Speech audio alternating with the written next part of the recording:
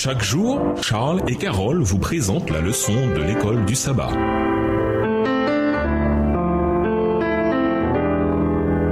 Bienvenue dans votre émission. Dieu nous parle. Nous voilà à la leçon de lundi. Dieu veut être compris. Rien n'est plus frustrant que d'avoir besoin de communiquer en urgence, peut-être à l'hôpital ou dans une pharmacie, quand vous êtes à l'étranger et que vous ne parlez que quelques mots de la langue du pays. Vous savez ce que vous devez dire, mais vous n'avez pas assez de vocabulaire. Avec Dieu, le problème est différent. Autant le ciel est élevé au-dessus de la terre, autant mes voix sont élevées au-dessus de vos voix et mes pensées au-dessus de vos pensées. Ésaïe 55, verset 9. Le problème, ce n'est pas que Dieu n'a pas le vocabulaire pour communiquer avec nous. Le problème, c'est que nous n'avons ni le vocabulaire, ni les capacités intellectuelles pour le comprendre parfaitement. Qu'indiquent les passages suivants sur la compréhension de Dieu comparée à la nôtre? Lisons Psaume 139, les versets 1 à 6, Psaume 147, le verset 5, Romains 11, le verset 33 et 1 Jean 3, le verset 20. Psaume 139, les versets 1 à 6. Au chef des chantres de David, Psaume éternel, tu me sondes et tu me connais. Tu sais quand je m'assieds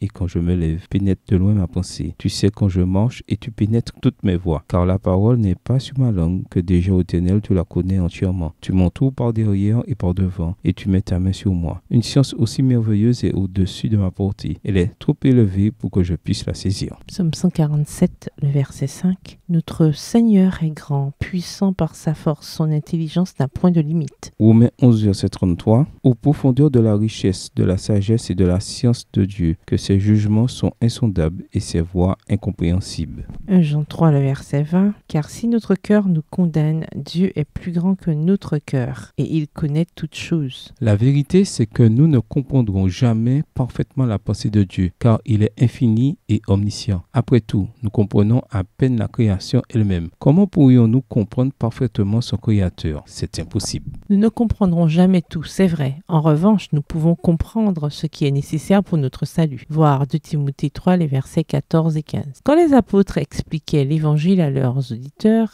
ils faisaient souvent référence aux prophéties accomplies. On peut donc en déduire que l'un des objectifs clés des prophéties est d'illustrer le plan du salut. En effet, les prophéties bibliques doivent d'une manière ou d'une autre nous conduire à Jésus et à la promesse de salut qu'il offre à toute l'humanité. Après tout, le Seigneur par qui toutes choses ont été créées, voir Colossiens 1, verset 16 et Jean 1, les versets 1 à 3, est descendu sur cette terre et s'est offert en sacrifice sur la croix pour les péchés de tout être humain, y compris les plus misérables. Voilà à quel point Dieu nous aime tous. Après avoir fait tout cela, il est évident que le Seigneur veut que tous, dont les misérables, sachent ce qu'il nous donne en Jésus. Et c'est exactement ce que font les prophéties. C'est vrai, il y a beaucoup de choses que nous ignorons. Mais pourquoi est-il crucial de se concentrer sur ce que nous savons au lieu d'être omnubilés par ce que nous ne savons pas? Au revoir. Et à demain si Dieu veut.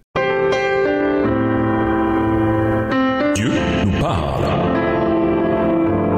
Chaque jour, Charles et Carole vous présentent la leçon de l'école du sabbat.